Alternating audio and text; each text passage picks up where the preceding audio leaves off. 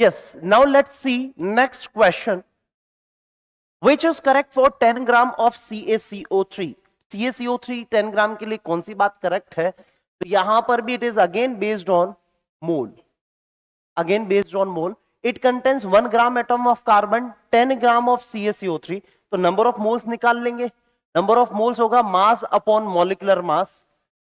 Number of moles किसका? CaCO3 का मोल की बात कर रहा हूं. मास 10 ग्राम, मॉलिक्यूलर मास CaCO3 का कितना होगा?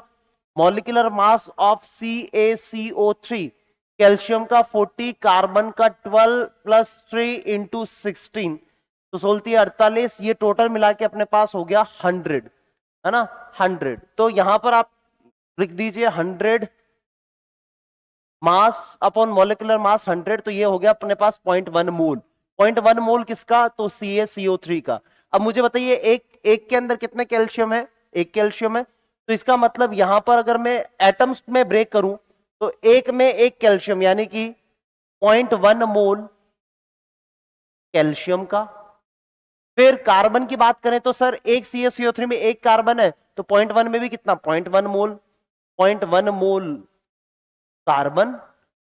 और एक CaCO3 में कितना ऑक्सीजन है? 3. तो एक में 3 है तो 0.1 में कितना? तो 0.1 इंटू 3 बोले तो 0.3 mole, mole of what? Of oxygen. 0.3 mole आपके पास कौन है? वो ऑक्सीजन है. अब क्वेश्चन की तरफ चलते हैं कि कौन सी बात सही है. It contains 1 gram atom of carbon. Gram atom का मतलब बाय डिफॉल्ट क्या होता है बेटा? मोल. तो 1 मोल कार्बन का है क्या?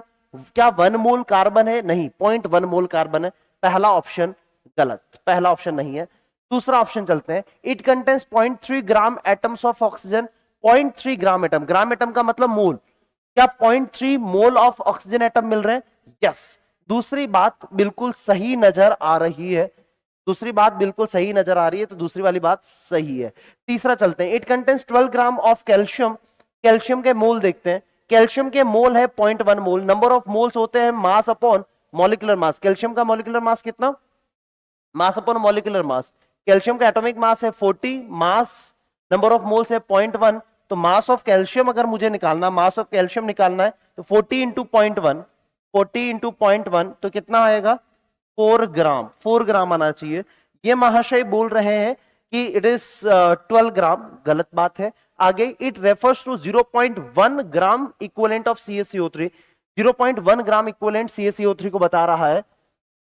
तो इसके लिए ग्राम इक्विवेलेंट बताने के लिए एन फैक्टर की जरूरत पड़ेगी, जो अभी आगे की बात है. अभी हाल फिलहाल में इसका आंसर जो कर सकते हैं आप लोग, 10 ग्राम CaCO3 के अंदर क्या क्या आपको दिखाई देगा? तो 0.3 ग्राम एटम ऑफ 0.3 मोल बोलिए, या फिर 0.3 ग्राम